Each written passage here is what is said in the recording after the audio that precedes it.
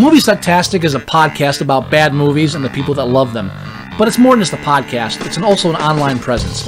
If you want to know more about Moviesucktastic or want to become a part of Moviesucktastic, you can find us on Facebook, you can find us on Twitter at Moviesucktastic, you can find our blog at boothreviews.blogspot.com, or if you want to give your own reviews that we might use on the show, you can go to reviews.moviesucktastic.com and check out our own little lunch.com community for Moviesucktastic.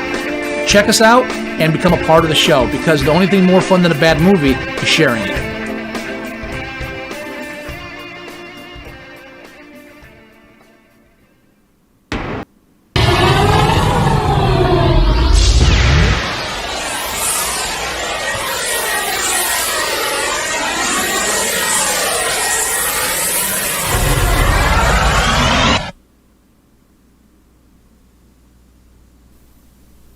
You're listening to Moviesucktastic.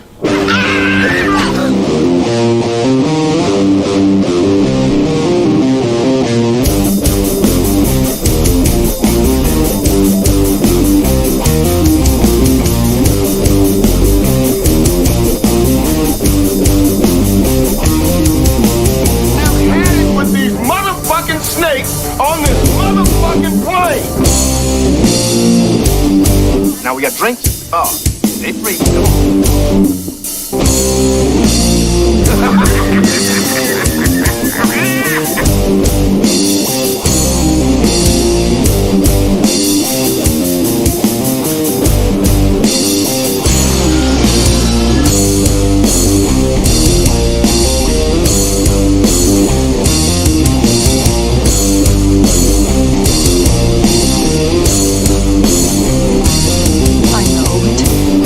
It all sounds like some bad movie. It all sounds like some bad movie. It really does. Yeah. Except this time of year. This time of year we try and review good movies. We try. We do. This is the time of year where we review what the man wants us to review. That's right. And we only do it because we love all of you out there who tune in every week and listen. And we hate ourselves. Shh. I'm not supposed to say that. All right, so this is episode 4 of the Moviesucktastic Oscars for 2021. Yep, this is the 4th film, episode 336 of our show, where we're reviewing the trial of the Chicago 7. Yes. I don't know. Well, we're reviewing the film, The Trial of the Chicago 7, which is the film about the trial of the Chicago 7. Correct. Right. Correct. Okay. Yes. And another historical piece. Yep. Sorry. Go ahead. Another based on true events, true story film. We had just reviewed Judas and the Black Messiah. Same thing. What I found watching this movie is something I guess I really didn't know even about myself. I really, really enjoy courtroom dramas. I don't know why. When they're done, we've been taught to hate them by being mainstream Law and Order for so much that it just seems cliche. But when you do them right, they're great. Yeah, and this film was done right. This is a really, really good film. I try and get my wife to watch some of these with me because normally we're reviewing shitty movies. It's what we do. It's our thing. So I'll say, hey, we're reviewing Oscar films. I have to watch this film this week. I have to watch this film this week. And she was like, okay. And I told her, I said, we can watch both of them or we can watch one of them. And I said, Trial of Chicago 7, it's a courtroom drama. I said, that might be the one that we watch that you might find the most enjoyable. I don't know. And she was like, I really don't feel like watching either one. So I actually watched this today. And I told her, I go, you made a big mistake. I go, this is a really well done, great film. I mean, as far as courtroom dramas go, this film is excellent. And might I say, Frank Langella I believe that he's a judge right now. I believe it. I buy it. Frank Langella is so fucking good as the judge in this. The best thing I read about this movie was that Frank Langella said that he enjoyed playing the judge, Right. because he was such an evil, unsavable, just nasty character. Right. So Frank Langella actually said that the only person he ever played that was worse than this actual human being who was a judge Was it Dracula? Skeletor. He said his two most evil characters he's ever played. This guy Skeletor and Skeletor. the judge. I don't think He that didn't says find nearly Dracula as bad. That's great. all I'm going to say is I don't think that says nearly as much about Masters of the Universe than it does this judge. It's true. Yeah, and it's kind of like as we're watching history, which we with the whole presidential hoo-ha and psycho nonsense, it's like we're watching history live now. That is very like watching this is like, well, wow, yeah, this has actually happened, and I'm actually watching the same thing happen right around me. This is it almost makes you think less of history because who needs that? I got it happening today. Yeah, it's the present day. It's crazy. It's absolutely crazy. But it's also a part of history that I don't think is really fully taught in schools, or at least enough. I only know it because I was curious outside of school. Right. God forbid that. Well, But I like the fact that we have more movies coming out that are kind of trying to portray what it was like during these momentous events, especially when we're 50 years later and we're still struggling with a civil rights movement that has any real traction. Yeah, and when it's met with half the country not even in support of it, it's pretty appalling.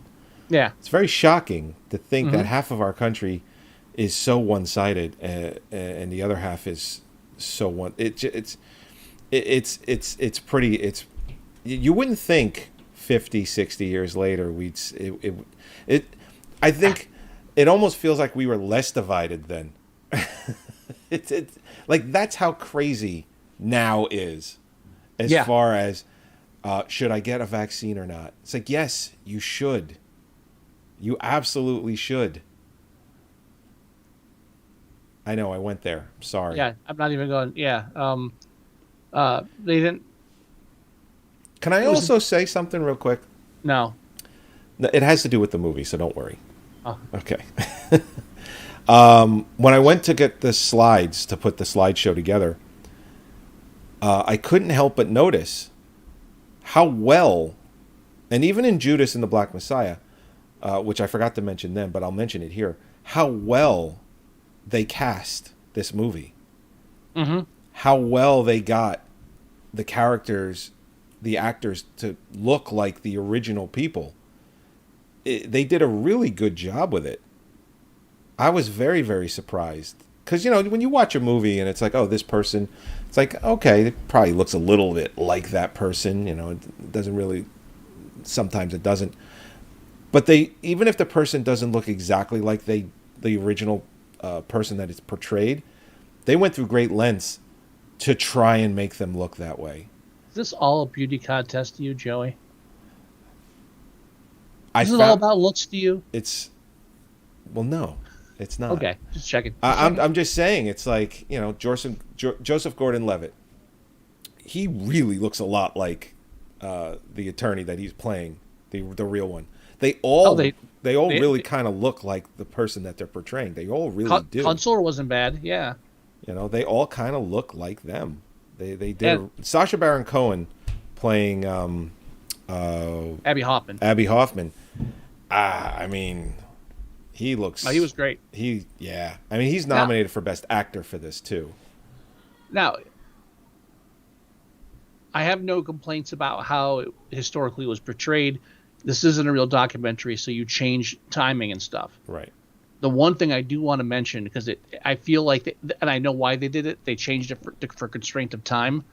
because we're trying to do a 2-hour movie on a trial that took like months. Yeah, 6 months. But the one scene where they Bobby, what was we just mentioned Bobby before, Bobby Seale. Bobby Seale. In the scene where the judge has Bobby Seale like chained to a chair and gagged in the court, it's a very traumatic scene, and it's made to seem like it was only like a brief instance. That went on for 5 days. Right. Well, you're right, and the reason I even know that is because it's mentioned in Judas and the Black Messiah. There is a scene in that movie where J. Edgar Hoover is talking about, the drawing that was done, the courtroom drawing, and it was like, oh, that must have been really uncomfortable for that long. And it's just like, holy shit. Because in this film, it happens in the same scene. It is literally, it takes a minute or two for them to get to the verdict of a mistrial for him because of what happened. And also it was, I mean, and I'm not picking apart the film, but no. I appreciate when they do stuff like this. Black Messiah being killed didn't happen just before he had the breakdown. It wasn't connected in any way. Right. It happened during the trial, but not during that period of time specifically. So it wasn't a trigger, an animus or anything like that nature. Right, exactly. Yeah, because in the last episode we mentioned about how Judas and the Black Messiah, and this has a parallel, and that's kind of what we're touching on right now. I mean, and just a quick paraphrase of what the Trial of the Seven was, if you have no idea who the hell it is. The Chicago Seven were a group of people that were charged by the DOJ as they practically terrorists. Yeah, pretty much. But inciting violence, provoking the protests into violence against the Chicago police, and all of that. Which again, I mean, there are things in this that transpire about how things kind of get started, and you kind of look back to the Capitol, the riots that happened on January 6th of 2021. That's totally different, though. No, it is totally different. But what I'm getting at is words matter. You know what I'm saying?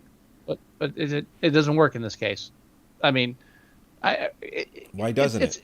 Things were said on the Capitol that incited a riot. But that wasn't the case for this. Kinda. They play that tape. But you're taking it out of context, so you can't. Compare the two. You just can't compare the two. No, I'm not trying to compare the two. What I'm getting at is saying words matter. What you say matters. That's not it, though. Oh, okay. That's all I'm saying.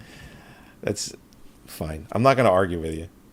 I apologize. I'm not trying to come off hard on that one, but you are actually. I just no. And now the acting's great. The acting in this is excellent. I mean, throughout. Right, and the editing, how they pace the story, the flashbacks, things like that, great. Almost too good, though. Why would you say almost too good, though? I'm about to tell you. Because it almost feels like a made-for-TV movie. Almost. I can't. I don't want to. I don't want to 100% agree with you on that, because I don't know if it's the blocking, the way they had, the way they have characters talk, and the way scenes unfold. Something about it, I keep feeling like this was a made-for-TV. This is a educational, to prime time film showing on ABC. I think the line gets blurred a little bit because of this year, because of COVID, because this did get a theatrical release, very limited, but for the most part, it was seen by everyone through Netflix and streaming. Mm-hmm. Had this gotten the proper theatrical release, maybe maybe you wouldn't feel so much like that. I'm blaming the cinematography. You're blaming. Was it nominated for cinematography? It was. Yeah. So it's up for 6 Oscars. Because of that, I feel between this and Black Messiah, that Black Messiah is the better film, just by a hair. By cinematography. Just if I was going to pick between those two for Best Picture, I would go with Black Messiah, and I think cinematography has something to do with it. Cinematography, I'll give you. I'll give you Black Messiah is a better film as far as cinematography, but as just to choose which is a better film, I felt that this was the better film. I felt that it was paced better. I felt that the dialogue and acting, I mean, by the narrowest of margins, was better. I just felt that this film, for everything that it portrays, except cinematography, because you can only get so much with that in a courtroom, whereas it was way deeper cinematography-wise in Judas and the Black Messiah.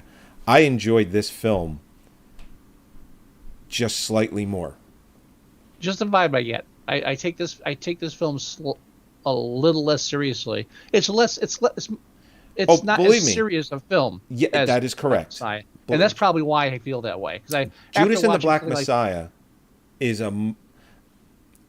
it's a more important message in that film. Well, I don't know more important, but all I mean is that Black Messiah was darker. I mean, it was really more realist. I mean, it wasn't as entertaining as it was as it was truthful. I think you can walk away from Judas and the Black Messiah with a fuck. It's like and just because of what transpires in that film, you walk away from Trial of Chicago 7 more upbeat. Well, and maybe also because since we talked about at the beginning of the show, we've been beaten to death to hate courtroom dramas because of Law and Order. Growing up with all that stuff, that's probably why. Because now after so many years of television courtroom dramas, right? Like just a courtroom drama itself feels. And what was the author that all he kind of wrote was courtroom dramas, and Hollywood latched onto him and made God knows how many movies. We were getting beaten over the head with courtroom drama films for a long time. What are you thinking of Grisham? That's right, John Grisham. Is it John Grisham? I don't care. Yeah, it's Grisham. I think it is. Yeah, Grisham. It's Grisham. But I mean, don't get me wrong. His books are great, and the movies that they made on his books were actually, for the most part, you read his books? I've read a couple. Yeah. Really? Yeah. Huh. I kind of had a thing for, like I said, I like courtroom dramas. Don't know why. I don't think I could ever be a lawyer or would want to be, but I'm fascinated by it. What? Why are you looking at me so weird? I never knew you read Grisham before. Listen, I read true crime too. Doesn't mean I want to go, do any of that stuff. That's not the same thing. That's not the same thing. It's not the same thing. But you're looking at me like I don't know who you are. What? I've only read a couple. Holly's not going to take it well. Okay, sorry. I'm telling you. Okay. He's not going to take it. Now, apologize for me. But I mean, Trial of Chicago 7 is a very entertaining film, and it hits the beats where it's supposed to, and it gets the setup. And here's the acts are clearly defined. Right. You know what's coming next. This film is to entertain while educating. It pulls it up brilliantly. I just think there are other qualities that it's lacking a little bit, and that's what drives me towards the TV mentality. Cool. And like we were saying before, Sacha Baron Cohen's performance is excellent. I was surprised. Especially, you said you didn't even know it was him. No, I didn't. I mean, I know him so well because I used to watch his show, Ali G, on HBO. It was a sketch comedy show. It was just so much fun. I mean, that's where characters like Borat and Bruno, that's where they came about, was on the Ali G show. So, what? You just, I don't know. I have nothing against Sacha Baron Cohen at all. I just don't like a lot of his comedy stuff. It does not appeal to me. Okay. That's all. That's but fine. He was great in this. Well, Hey, he was like the lightest part of Les Miserables. oh, And he was a scummy character, but he was just here's something I can enjoy right. for 5 minutes in between all the fucking ridiculous gloom. So, but there's a scene in this film where Frank Langella, whose name is I forget his first name, but his last name is Hoffman. It's the same last name as of Sacha Baron Cohen's character, Hoffman. Judge Julius Hoffman. Okay, there it is. So it's the same last name, and there's a scene in the movie where he goes through great lengths to just make sure everyone knows that they are not related. And Sacha Baron's his line he delivers next is he's like, "No, father." Yeah. It's so well done. It's so well done. And then there's scenes where, because he overrules so many things, because he's just a complete prick, the Chicago 7, in unison, they're also overruled. Overruled, yeah. Yeah. No, It's serious. It's serious, but it's lighthearted too. Well, you get that kind of Animal House feel. Yeah. Mixed with it, the rebels are up against the establishment. It's a very easy thing to get sucked into. It's Well, what's interesting too. Well, what's interesting is that it's actually true. Yeah. But it also draws you in like that. Well, what's interesting too is there's 7 of them, but there are 2 that you kind of find out later. They said, well, you 2 are kind of thrown into this to make the other 5. Because the other 5 is the ones that we really want, and we'll probably acquit you, the 2 of you, because we want to be made out to be like complete monsters. And there's a scene later on in the film where they come back in, where it's the end of the trial, and it's like final statement is going to be made, and it's like those 2 are missing, and it's like, holy shit, that's exactly what happened. And again, the one reason why I think this is definitely yes, and this is a consideration for best original screenplay going up against Judas and the Black Messiah, is that they condensed what was it, a 4 month, 6 month trial? It was a ridiculously long trial. Yeah, it was. And they had to 6 months. All of that in the 2 hours. In a narrative form, not just describing it like in a documentary. So that's where I think the screenplay excels, and it does it so it doesn't feel long. It feels like I'm just watching a TV show. Yeah, well, the thing of it, I mean, this film could have been 3 hours long, and under normal circumstances, it probably would have been received well anyway. Mm-hmm. So the fact that they kept it at 2 hours and got the same point across and delivered the same performances and delivered the same really high quality film it just really goes to show how well this film is made. I don't 100% agree with the TV quality portion. I'm willing to say that's me. I'm not accusing the film of doing anything. It's just the feeling I get. I already walked through my feelings on that. Don't bring that back up again like it's bad. Well, you only just brought it up a minute and a half ago. No, but then you brought it up again. I was ready to move on. All I'm going to say is, it didn't sound like you're ready to move on. Out of the 4 films that we've already reviewed, yes, this would be my favorite for best screenplay, original. Okay. It would not be my favorite for best picture. Of the four and that we've reviewed so far. Yeah, and I will say that of the 4 we've reviewed so far, this one entertained me the most. I had the most fun. I enjoyed watching this one the most. So what I'll say is, of the 4, I agree. Best original screenplay, I'm on board with you on that. Mm-hmm. I'm on board with it entertaining me the most. But I feel that this, of the 4, is my front runner for best picture. Of the 4. Okay. So, I've enjoyed this one the most so far. Mm-hmm. And Yep. Yeah, I agree. And on IMDb, we've got it at 7.8. I think this is also a solid 8. I agree. I I'm wouldn't. a little. I wouldn't go higher than a solid 8. I'm not as confident about that 8 as I was with Black Messiah, but I'll go with an 8. Well, here's a question. You can't give half points with IMDb. Would you just, if I wasn't any influence, would you give this a 7? I'd be on the fence. Really? I would fight you on that one.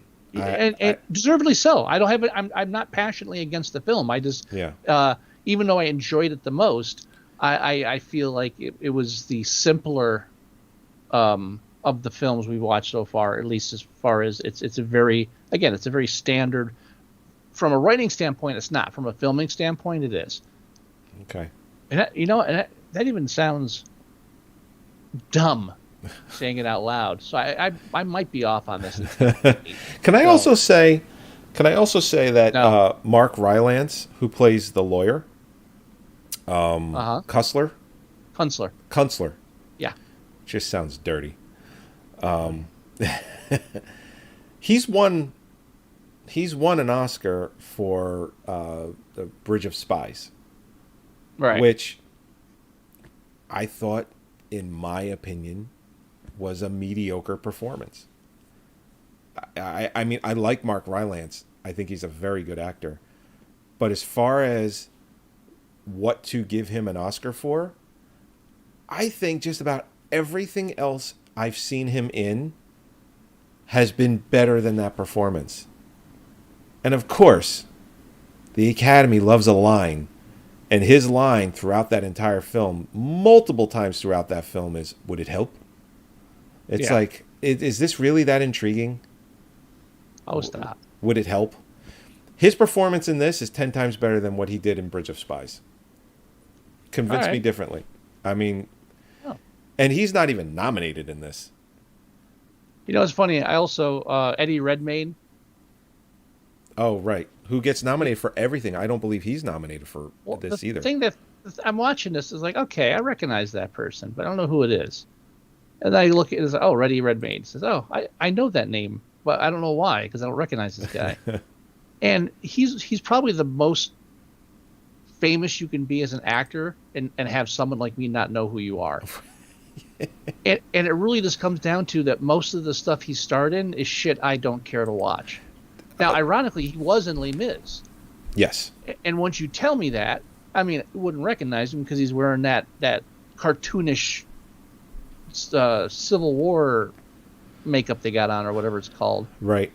But if I'm just like looking at the list, it's like Theory of Everything. I watched that. Could barely stay awake. I don't know what else you played. Fantastic Beasts. Not watching that. You know, the Aeronauts. There's a huge gap here of stuff like I wouldn't even come across my radar. The movies that he's done, he is as revered an actor as somebody like Daniel Day-Lewis. He just constantly is getting nominated for Oscars. He's constantly making films and being in films that are considered extremely important. His performance in this was great, and you could tell he played like this uber white college frat kind of, it's like California style. It's like, come on, man, let's go and do whatever, and let's do this, and I don't think that's going to work. It's like because he's British, so he totally transformed himself into somebody completely different, and he gets noticed for that quite often, as he should. He's not even nominated for this. All I know is that he's been working since the turn of the century, and this film was the first time I actually recognized him. That's funny. And it says more about me than him. I'm not trying to make any. So as we stand so far, I'm only one film away from watching all the best picture films. What haven't I seen yet? What are the nominations? I have not seen The Father, and I haven't seen Mank yet. Those are the only two I haven't seen. Guess which one I haven't watched yet? Mank. No. Oh, The Father? No. I told you last week that what I really didn't want to see. Oh, you haven't watched Sound of Metal yet? Nope, that's the last one. That's the last one, huh? Just gritting my teeth, yeah. I'm trying to remember. I think, The Father, because Sound of Metal is for you, you're like, I'm really not interested. I kind of don't care. The Father is the film that I just don't care about watching. That film broke me. Really? I don't even want to talk about it. Oh boy. Look at that shit. But with that, having 6 out of the 7, 6 out of the 8, 7 out of the 8, 7 out of the 8 best pictures.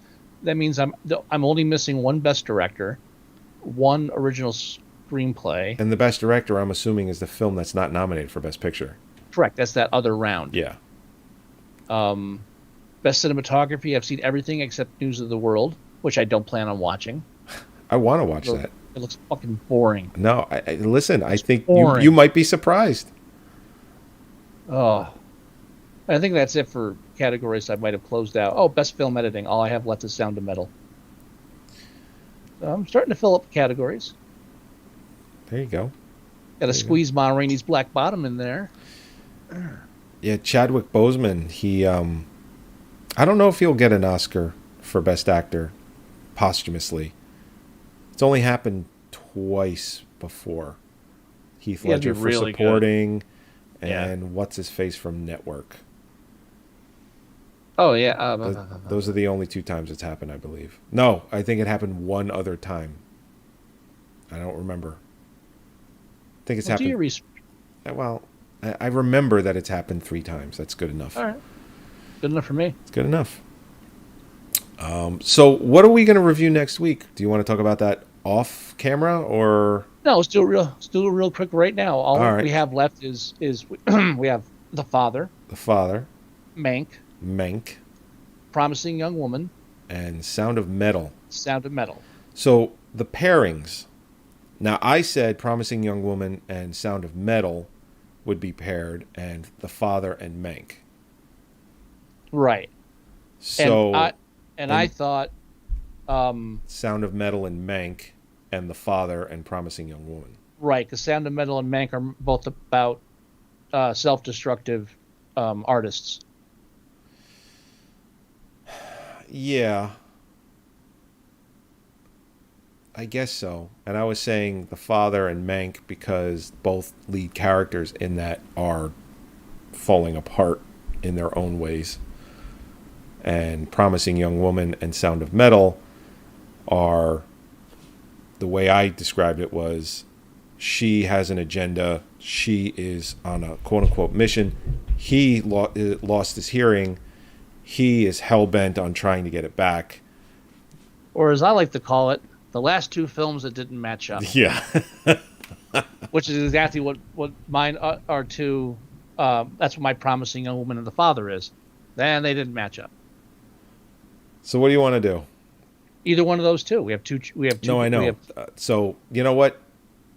I've almost seen all of them. I don't care. We'll match them any way you want. How's that? I don't care anymore. No. Is there something specific you want to go over next? Not. I mean, I haven't seen. Well, let's put it this way: if we put together Sound of Metal and Mank, yeah, it's the next 2 weeks will be easy for me because I've seen Sound of Metal, and I haven't seen Mank, so I just have to watch Mank. And then, if we put The Father and Promising Young Woman together, I've seen Promising Young Woman, and I haven't seen The Father. So I'll only have to watch one movie in the